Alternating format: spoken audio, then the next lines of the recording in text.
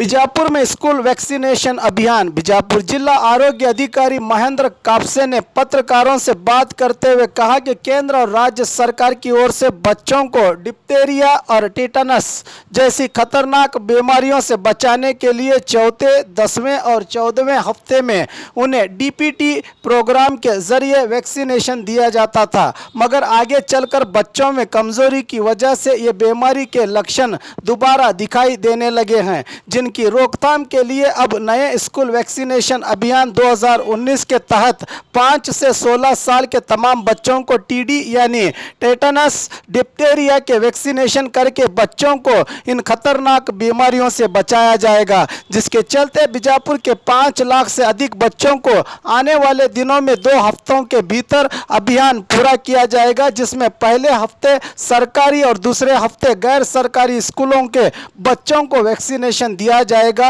इसकी जानकारी दी कापसे डीएचओ ने। ಎಲ್ಲರಿಗೂ ನಮಸ್ಕಾರಗಳು। ನಾನು ಡಾಕ್ಟರ್ ಮಹೇಂದ್ರ ಕಾಪಸೆ, ಜಿಲ್ಲಾ ಆರೋಗ್ಯ ಮತ್ತು ಕುಟುಂಬ ಕಲ್ಯಾಣ ಅಧಿಕಾರಿಗಳು, ವಿಜಯಪುರ. ಈ ಎಲ್ಲ ಪತ್ರಿಕಾ ರಂಗದ ಮತ್ತು ಟಿವಿ ಚಾನೆಲ್ ಎಲೆಕ್ಟ್ರಾನಿಕ್ ಮೀಡಿಯಾ ಮಿತ್ರರನ್ನು ಇವತ್ತು ನಾವು ಒಂದು ಕಾರ್ಯಕ್ರಮದ ಪ್ರಚಾರದ ಸಲುವಾಗಿ ನಿಮ್ಮನ್ನು ಇಲ್ಲಿ ಸಭೆಯನ್ನು ಕರೆದಿದ್ದೀವಿ. ರಾಜ್ಯ ಸರ್ಕಾರ ಮತ್ತು ಭಾರತ ದೇಶ ಸರ್ಕಾರ ಒಂದು ಕಾರ್ಯಕ್ರಮವನ್ನು ಹೊಸದಾಗಿ ಪ್ರಾರಂಭ ಮಾಡಿದೆ. ಅದು ಶಾಲಾ ಲಸಿಕಾ ಅಭಿಯಾನದ ಕಾರ್ಯಕ್ರಮ. ಶಾಲಾ ಲಸಿಕಾ ಅಭಿಯಾನದ ಕಾರ್ಯಕ್ರಮ ಅಂದರೆ ನಾವು ಈ ಮುಂಚೆ DPT ಅಂತ ಒಂದು ವ್ಯಾಕ್ಸಿನ್ 6ನೇ ವಾರದಲ್ಲಿ, 10ನೇ ವಾರದಲ್ಲಿ ಮತ್ತು 16ನೇ ವಾರದಲ್ಲಿ 14ನೇ ವಾರದಲ್ಲಿ ಕೊಡ್ತಾ ಇದ್ದೀವಿ. 6, 10, 14 ವಾರದಲ್ಲಿ ಆ DPT ಅನ್ನೋದು ನಾವು ಒಂದು ಲಸಿಕಾ ಇಂಜೆಕ್ಷನ್ ಕೊಡ್ತಾ ಇದ್ದೀವಿ. ಡಿ ಅಂದರೆ ಡಿಪ್ಥೀರಿಯಾ, ಪಿ ಅಂದರೆ ಪರ್ಟುಸಿಸ್, ಟಿ ಅಂದರೆ ಟೆಟನಸ್. ಇದನ್ನು ನಾವು ಕೊಡ್ತಾ ಇದ್ದೀವಿ 6 ವಾರ, 10 ವಾರ, 14 ವಾರ, ಮುಂದೆ 1.5 ವರ್ಷಕ್ಕೆ ಒಂದು ಬೂಸ್ಟರ್ ಡೋಸ್ ಅಂತ ಕೊಡ್ತಾ ಇದ್ದೀವಿ. ತದನಂತರದಲ್ಲಿ 5 ವರ್ಷಕ್ಕೆ ಒಂದು ಬೂಸ್ಟರ್ ಡೋಸ್ ಅಂತ ಕೊಡ್ತಾ ಇದ್ದೀವಿ. ಆಯ್ತು ರೀ. ಇಷ್ಟು ಮುಂದೆ TT ಅನ್ನೋದೊಂದು ಇಂಜೆಕ್ಷನ್ 5ನೇ ವರ್ಗದ ಮಕ್ಕಳಿಗೆ ಕೊಡ್ತಾ ಇದ್ದೀವಿ. TT ಅನ್ನೋದೊಂದು ಇಂಜೆಕ್ಷನ್ 16ನೇ ವಯಸ್ಸಿನಲ್ಲಿ 10ನೇ ವರ್ಗದ ಮಕ್ಕಳಿಗೆ ನಾವು ಕೊಡ್ತಾ ಇದ್ದೀವಿ. ಈಗ ಏನಾಗ್ತಾ ಇತ್ತು, ಡಿಪ್ಥೀರಿಯಾ, ಪರ್ಟುಸಿಸ್, ಟೆಟನಸ್ ಇಂಜೆಕ್ಷನ್ 6, 10, 16 ವಾರಗಳಲ್ಲಿ ಕೊಟ್ಟರೂ ಕೂಡ ಡಿಪ್ಥೀರಿಯಾ ಆಗುವ ಕೇಸುಗಳು ಇನ್ನೂ ಹೆಚ್ಚಿಗೆ ಆಗಲಿಕ್ಕೆ ಪ್ರಾರಂಭ ಆದವು. ಇಷ್ಟು ಇಮ್ಯುನೈಸೇಷನ್ ಲಸಿಕಾ ಕಾರ್ಯಕ್ರಮ ಮಾಡಿದರೂ ಕೂಡ ಹೆಚ್ಚಿಗೆ ಕಾಣ್ತಾ ಇದ್ದವು. ಎಸ್ಪೆಷಲಿ ಈಗ ನಾವು ಒಂದು ಡಾಟಾ ಕೊಡಬೇಕಂದ್ರೆ ನಿಮಗೆ ಇಡೀ ಕರ್ನಾಟಕ ರಾಜ್ಯದಲ್ಲಿ ಜನವರಿ 2019ರಿಂದ ಇಲ್ಲಿವರೆಗೆ 583 ಡಿಪ್ಥೀರಿಯಾ ಸಸ್ಪೆಕ್ಟೆಡ್ ಕೇಸ್ಗಳನ್ನು 583 ಸಸ್ಪೆಕ್ಟೆಡ್ ಡಿಪ್ಥೀರಿಯಾ ಕೇಸ್ಗಳು ರಿಪೋರ್ಟ್ ಆದವು ಜನವರಿ 2019ರಿಂದ ಇಲ್ಲಿವರೆಗೆ. 6, 10, 16 14ನೇ ತಿಂಗಳಿನಲ್ಲಿ ಕೊಟ್ಟರೂ ಸಹಿತ ಇಷ್ಟು ಕೇಸ್ ರಿಪೋರ್ಟ್ ಆದವು. ಹೌದಾ? ಇಷ್ಟು ಕೇಸ್ ರಿಪೋರ್ಟ್ ಆದಲ್ಲಿ ನಾವು ಮಕ್ಕಳ ವಯಸ್ಸನ್ನು ನೋಡಿದಾಗ ಈ 583 ಮಕ್ಕಳು ಏನದಾರ, ಈ 583 ಮಕ್ಕಳಿಗೆ ಏನು ನಮ್ಗೆ ಡಿಪ್ಥೀರಿಯಾ ಸಸ್ಪೆಕ್ಟ್ ಆಗ್ಯದ, ಇವ್ರ ವಯಸ್ಸನ್ನು ನಾವು ನೋಡಿದಾಗ ರೀ ನಮಗೆ 5ರಿಂದ 10 ವರ್ಷಗಳ ಮಧ್ಯದಲ್ಲಿ 227 ಸಸ್ಪೆಕ್ಟೆಡ್ ಕೇಸ್ಗಳು, 10ರಿಂದ 16 ವರ್ಷ ಮಕ್ಕಳಲ್ಲಿ 180 ಕೇಸ್ಗಳು, 16 ವರ್ಷಗಳ ಮೇಲ್ಪಟ್ಟು 106 ಕೇಸ್ಗಳು ಕಂಡುಬಂದು. ಇದರ ಅರ್ಥ 5ನೇ ಅಂದರೆ 1ನೇ ವರ್ಗಕ್ಕೆ ಏನು ಹೋಗ್ತಾನೆ, 5 ಅಥವಾ 6ನೇ ವರ್ಗಕ್ಕೆ ಅವನು ಫಸ್ಟ್ ಸ್ಟ್ಯಾಂಡರ್ಡ್ಗೆ ಹೋಗ್ತಾನೆ. ಹೌದಿಲ್ಲ? ಅಲ್ಲಿ ಅಂದರೆ ದೊಡ್ಡ ಮಕ್ಕಳಲ್ಲಿ, ದೊಡ್ಡ ವಯಸ್ಸಿನ ಮಕ್ಕಳಲ್ಲಿ, ಹೆಚ್ಚಿನ ವಯಸ್ಸಿನ ಮಕ್ಕಳಲ್ಲಿ ಈ ಡಿಪ್ಥೀರಿಯಾ ಕಾಣಕ್ಕೆ ಪ್ರಾರಂಭ ಆಯಿತು. ಅಂದರೆ ಎಲ್ಲೋ ಒಂದು ಕಡೆ ನಾವು 6ನೇ ವಾರ, 10ನೇ ವಾರ, 14ನೇ ವಾರದಲ್ಲಿ ಲಸಿಕೆ ಕೊಟ್ಟಿವಿ, ಅಲ್ಲಿಂದ ಸ್ವಲ್ಪ ಅದು ಸರಿಯಾಗಿ ಒಂದು ಕೆಲಸ ಆಗದೇ ಇದ್ದಕ್ಕನ್ರಿ, ಅಥವಾ ಅದು ಅಂದ್ರೇನು ಸ್ಟ್ರೇನ್ ರೆಸಿಸ್ಟೆನ್ಸ್, ಇಮ್ಯುನಿಟಿ ಕಮ್ಮಿ ಇದ್ದದಕ್ಕೆ, ರೆಸಿಸ್ಟೆನ್ಸ್ ಡೆವಲಪ್ ಆದಕ್ಕೆ, ಸ್ಟ್ರೇನ್ ರೆಸಿಸ್ಟೆನ್ಸ್ ಬಂದದಕ್ಕೆ ಈ ಹೆಚ್ಚಿನ ವಯಸ್ಸಿನ ಮಕ್ಕಳಲ್ಲಿ 5, 10 ಅಥವಾ 10, 16 ವರ್ಷಗಳ ಮೇಲ್ಪಟ್ಟ ಮಕ್ಕಳಲ್ಲಿ ಏನು ಡಿಪ್ಥೀರಿಯಾ ಕಾಣಕ್ಕೆ ಪ್ರಾರಂಭ ಮಾಡ್ತು.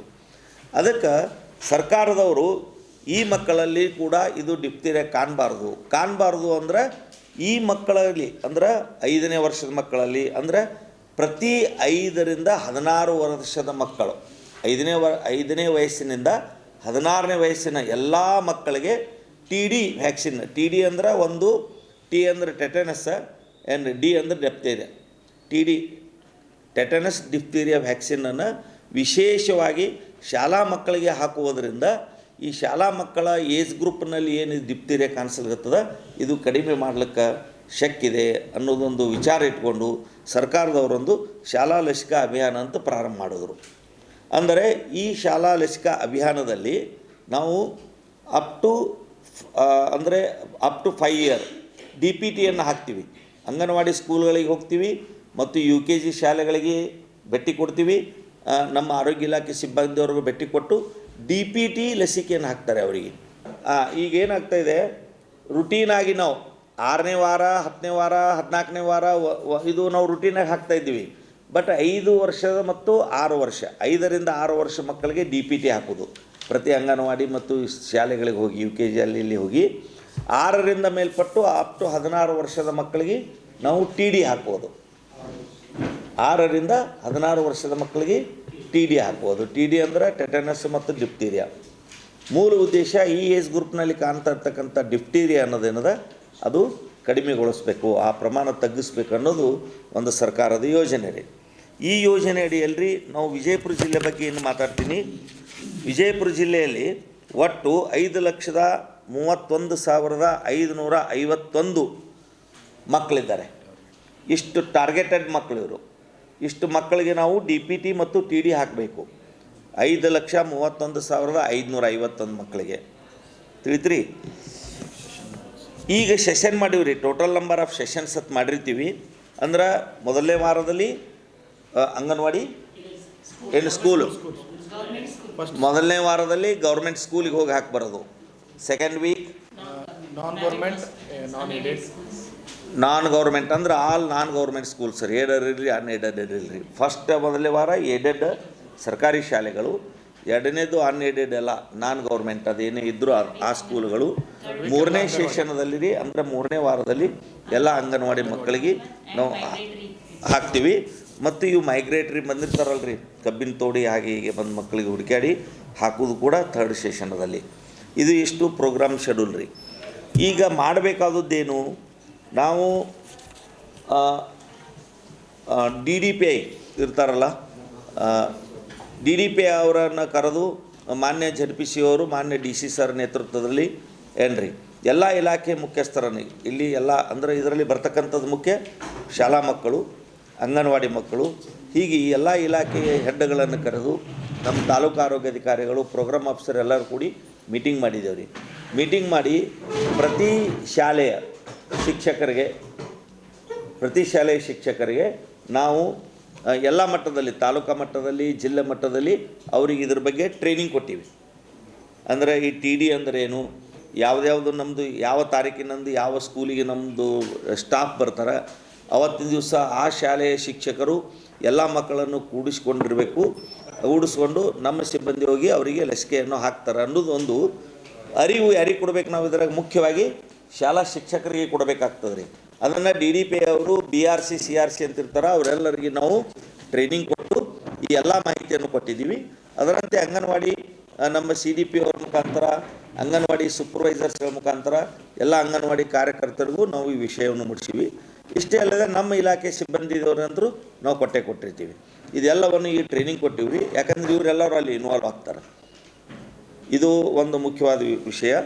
ತದನಂತರದಲ್ಲಿ ಏನ್ರಿ, ಯಾರೂ ಈ ಇಂಜೆಕ್ಷನ್ ಮಾಡಿಸ್ಕೊಳ್ಳೋಕೆ ಭಯ ಪಡಬೇಕಾಗಿಲ್ಲ. ನಾವು ಎಲ್ಲ ಪೋಷಕರಿಗೆ ನಾವು ಒಂದು ವಿನಂತಿ ಮಾಡ್ಕೋತೀವಿ. ಮಕ್ಕಳ ತಾಯಿ ತಂದೆಯರಿಗೆ ವಿನಂತಿ ಏನಂದ್ರೆ, TD ಇಂಜೆಕ್ಷನನ್ನು ನೀವು ಕೊಡಲು ಹಿಂದೆ ಮುಂದೆ ತುಳಿಬೇಡ್ರಿ.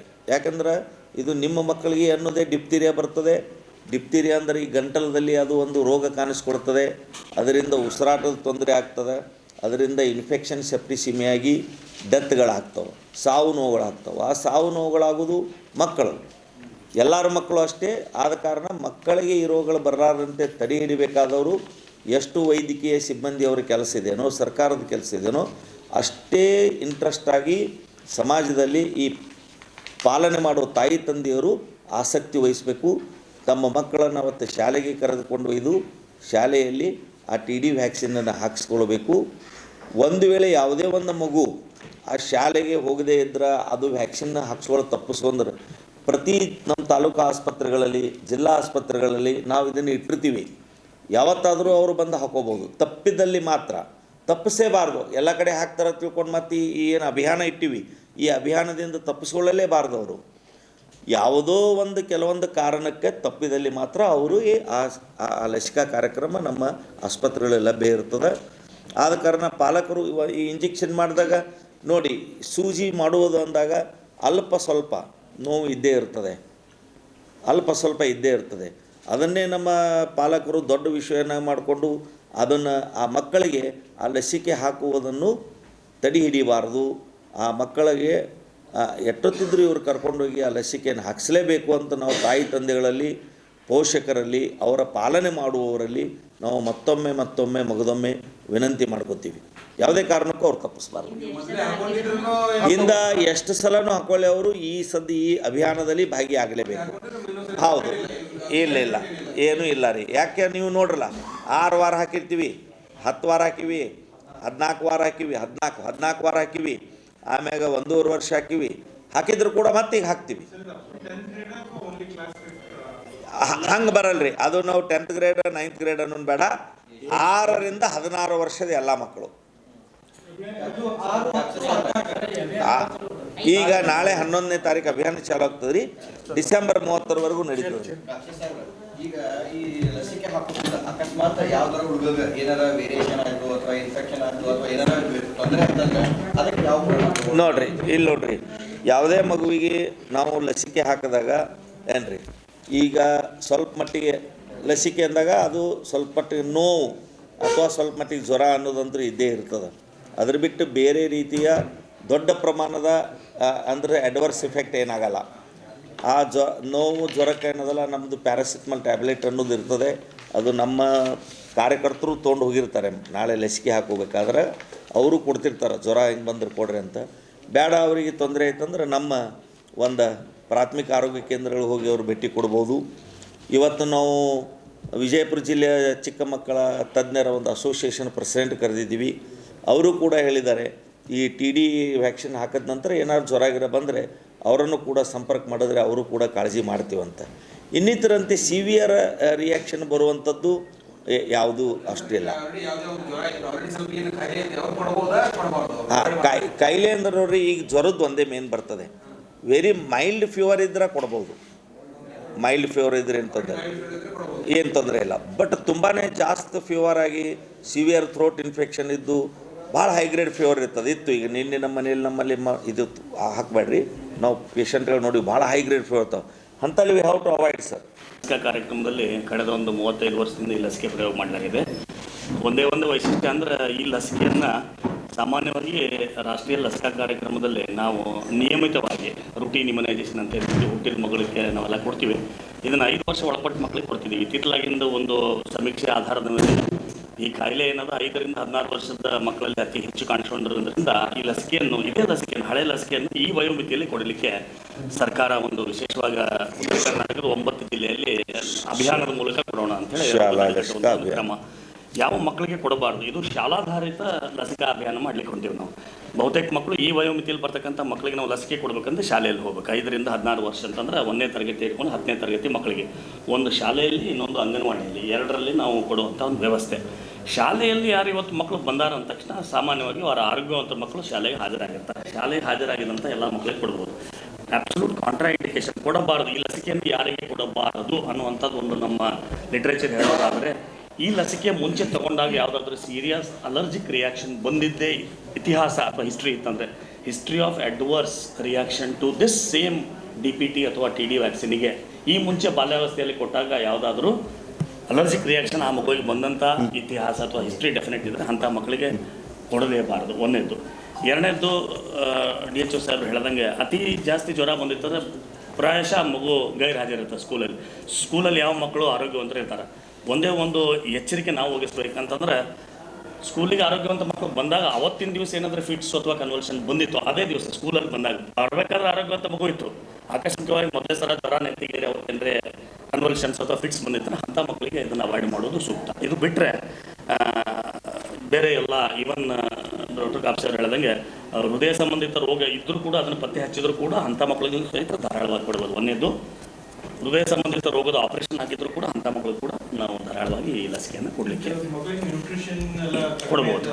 ಅವ್ರಿಗೆ ಮೊದಲು ಕೊಡ್ಬೇಕು. ಅಪೌಷ್ಟಿಕ ಮಕ್ಕಳಿಗೆ ಹೆಚ್ಚಿನ ಆದ್ಯತೆ ಮೇರೆಗೆ ಅಂಥ ಮಕ್ಕಳಿಗೆ ಕೊಡಬೇಕು. ಯಾಕಂದರೆ ನಾವು ಲಸಿಕೆ ಕೊಡುವ ಉದ್ದೇಶ ಅಂದರೆ ರೋಗ ಪ್ರತಿರೋಧಕ ಶಕ್ತಿ ವೃದ್ಧಿ ಆಗಲಿ ಅಂತ. ಅಂಥ ಮಕ್ಕಳಲ್ಲಿ ರೋಗ ಪ್ರತಿರೋಧಕ ಶಕ್ತಿ ಕುಗ್ಗಿರ್ತದೆ.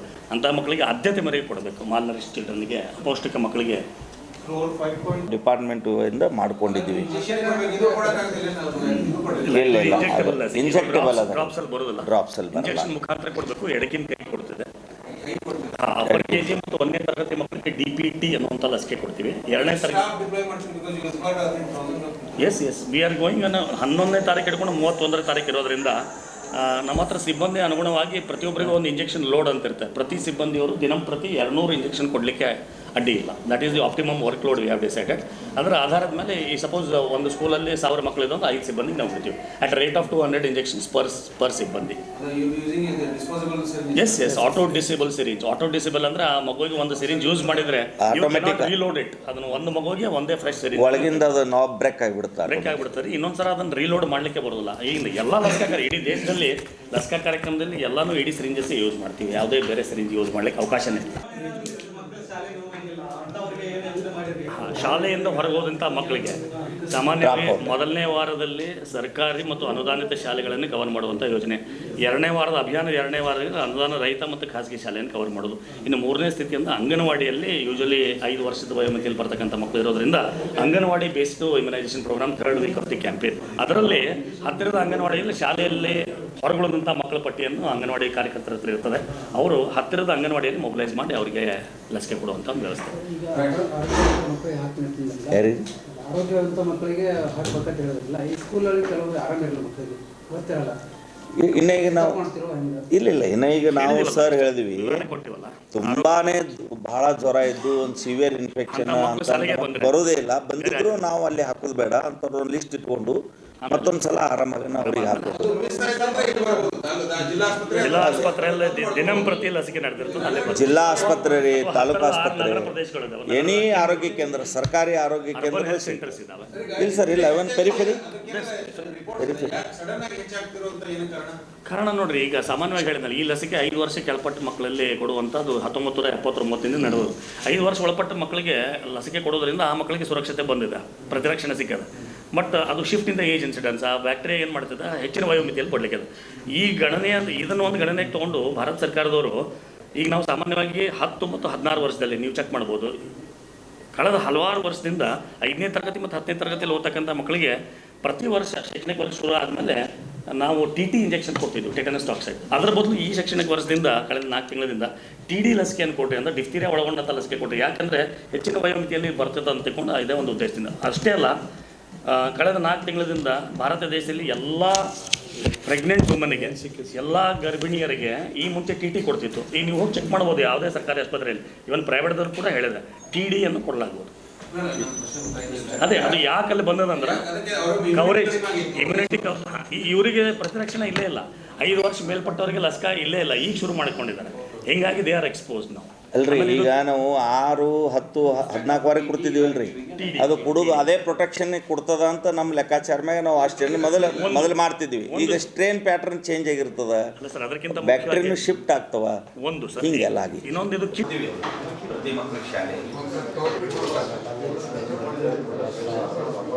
न्यूज नेशन के लेटेस्ट न्यूज़ों को अपने मोबाइल में देखने के लिए यूट्यूब में बी न्यूज नेशन के चैनल के सब्सक्राइब आइकॉन को दबाएं और फिर बेल आइकॉन को दबाने पर आप लेटेस्ट न्यूज़ों को देख सकते हैं। अस्सलाम वालेकुम, मेरा नाम इमरान है और मैं आज आपको बताने वाला हूं कि इंग्लिश बातचीत कैसे सीखी जा सकती है। और सबसे पहले आप ये समझ लें कि मेरे बारे में ये जान लें कि मैं इंग्लिश मीडियम से नहीं हूं। I am not from English medium but I can speak English now. So बहुत सारे लोगों को इंग्लिश बातचीत करना नहीं आता, जिसकी वजह से जो है बहुत सारे मुश्किलात का सामना करना पड़ता है।